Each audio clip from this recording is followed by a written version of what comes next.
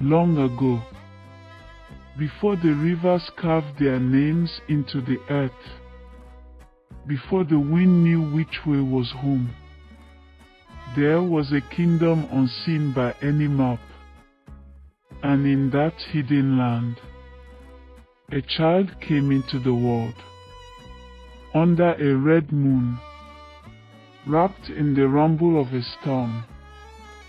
They named her SEGILOLA. She did not cry. She did not laugh.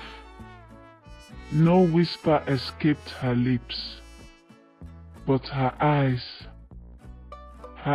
were wells of thunder, dark and endless, as if the clouds themselves had chosen to sleep behind them. The elders watched in silence.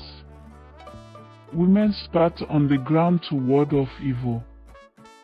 Men made charms from goat bones and muttered prayers. The gods are playing dice with her soul, they whispered. She is a child of broken omens. The other children feared her. They ran in circles like bright birds in the fields, while SEGILOLA stood still, a lone shadow beneath the sun. When they laughed, she did not. When they sang, she only stared. And so they said, "Stay away before lightning finds you too." But her father, Ode, loved her still.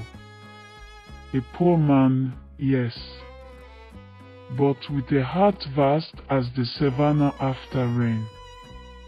He wrapped her in cloth scented with shea. He sang to her in the night, though no song came back. He climbed hills barefoot, crossed swollen rivers with nothing but hope, to seek the words of the wise. And the oracle spoke, "Your daughter is no curse. She is vengeance, clothed in flesh.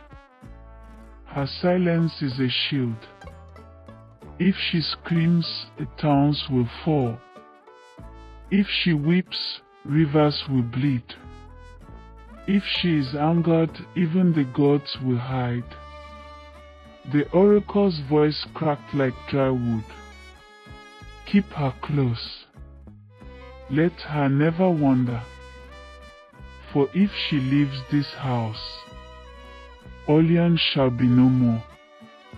And so the seasons turned.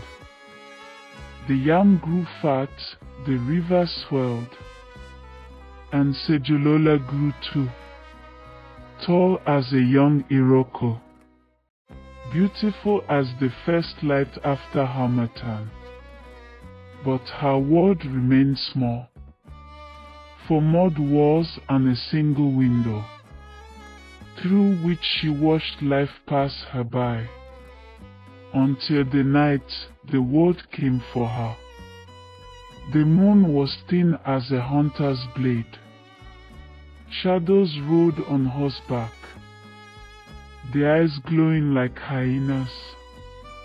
Torches hissed, spears flashed.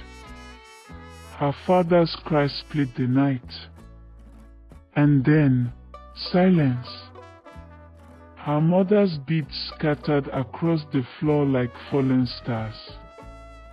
SEGILOLA was taken, bound with rope, dragged through the forest like a stolen goat. They brought her to the kingdom of Arloten, a place built on bones and gold, where fire licked the palace walls, and fear hung heavy like smoke. Their rude king Arloten, whose name made even warriors bow their heads, a man who conquered kingdoms as easily as other men drank palm wine. SEGILOLA became his slave. She carried water, scrubbed floors, endured the hunger of leering eyes. But her silence, her beauty, her mystery, it wrapped around her like a cloak, and the royals whispered her name as though it were a spell, especially the king. One cursed day he summoned her. Before his court he defiled her, like a hunter laying his kill before the village. And when he rose to boast of his power, his legs failed him, his breath fled like a startled bird. He fell stone dead. The palace oracle screamed, "Vengeance has touched your loins. You must offer her head to the gods before dawn, or the earth will drink your blood." But before the blade could fall, the gods answered for her. Leprosy crept across the palace like crawling ash. Frogs leapt from their cooking pots. Blood poured from the wells like red rain. Children wailed. Mothers fell to the ground, teeth rattling. Men clawed at their own skin until they bled. And in the dungeon, where SEGILOLA sat in chains, there was only stillness and peace. She left that kingdom in flames. The air reeked of smoke and fear. She rode out alone, with heavy bags of gold and heavier pain. For days she wandered through cracked earth and hollow villages, until she found a dying land. Io. Crops lay flat like broken bones. Children sucked stones for comfort. Mothers ate their own tears for supper. SEGILOLA offered them food. She knelt on the parched ground, pressed her forehead to the dust, and prayed, and the skies obeyed. Rain fell, thick, warm, endless, like tears from heaven itself. They called her Savior. They gave her land, cows, songs sung in her name. For 6 moons Isle flourished, but where gratitude sleeps, greed awakens. King Adolusi grew jealous. He wanted her wealth, her power, her heart. He came with honeyed words, soft laughter, hands that promise warmth. He said, "Be my queen, bear my heir, share your magic with my blood." And SEGILOLA, starved for kindness, listened, but behind his smile were daggers. One night, while the moon hid its face, he sent killers.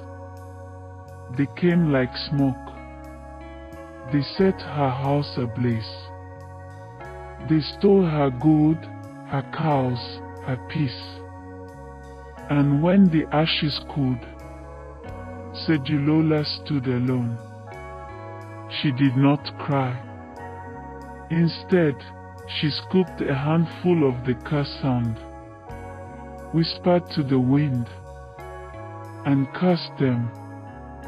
By dawn, every firstborn lay still. Every woman's voice had vanished. Blood oozed from the wells. They begged their gods, but the gods turned away. SEGILOLA walked the earth as a shadow.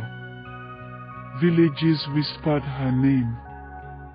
as if afraid it might hear them. Some knelt and called her goddess.